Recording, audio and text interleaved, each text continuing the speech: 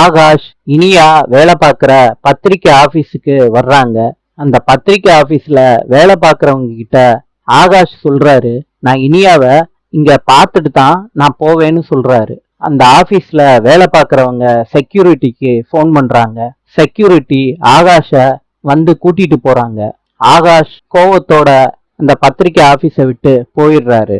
ஆகாஷ் கார்ல போய்கிட்டு இருக்கப்ப இனியா பழைய லவ்வர் கூட பேசிக்கிட்டு இருக்கத கார்ல இருந்து ஆகாஷ் பாக்குறாரு கோவத்தோட. ஆகாஷ் காரை விட்டு இறங்குறாரு. இனியா கிட்ட தகராறு பண்ண ஆரம்பிக்கிறாரு. என் கூட நீ வீட்டுக்கு வந்துதான் ஆகணும்னு சொல்றாரு இனியா கைய பிடிச்சு. இத பார்த்த பாக்யா கடுப்பாயிடுறாங்க. ஆகாஷ் இனியாவோட கைய விடு. ஆகாஷ் என்ன பாத்துக்கிட்டு இருக்க? இனியாவோட கைய விடு, நான் தான் சொல்றேன்ல. ஆகாஷ் இனியாவோட கைய விட்டுறாரு. பாக்யா சொல்றாங்க, என்ன ஆகாஷ் கேக்குறதுக்கு ஆள் இல்லைன்னு நினைச்சுக்கிட்டு இருக்கியா? இனியா இனிமேட்டு உன் வீட்டுக்கு வரமாட்டா, நீ உன் வீட்டுக்கு கிளம்பு. இனியா கவலையோட பாக்யா மேல சாயிறாங்க. இத ஆகாஷ் பார்த்துட்டு கிளம்பி வீட்டுக்கு வந்துடுறாரு. இத கேள்விப்பட்ட கோபி ஆகாஷோட வீட்டுக்கு வர்றாங்க. ஆகாஷ பார்த்து சொல்றாங்க, இனியாவ இனிமேட்டு நீ பார்க்க கூடாது, பேசக்கூடாது அப்படின்னு சொல்றாங்க கோபி.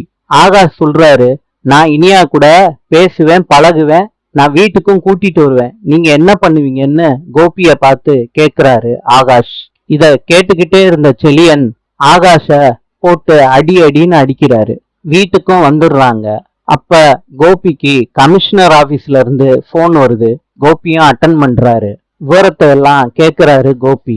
டைனிங் டேபிள்ல எல்லாரும் சாப்பிடுறப்ப கோபி வந்து சொல்றாரு, கமிஷனர் ஆபீஸ்ல இருந்து எனக்கு போன் வந்துச்சு.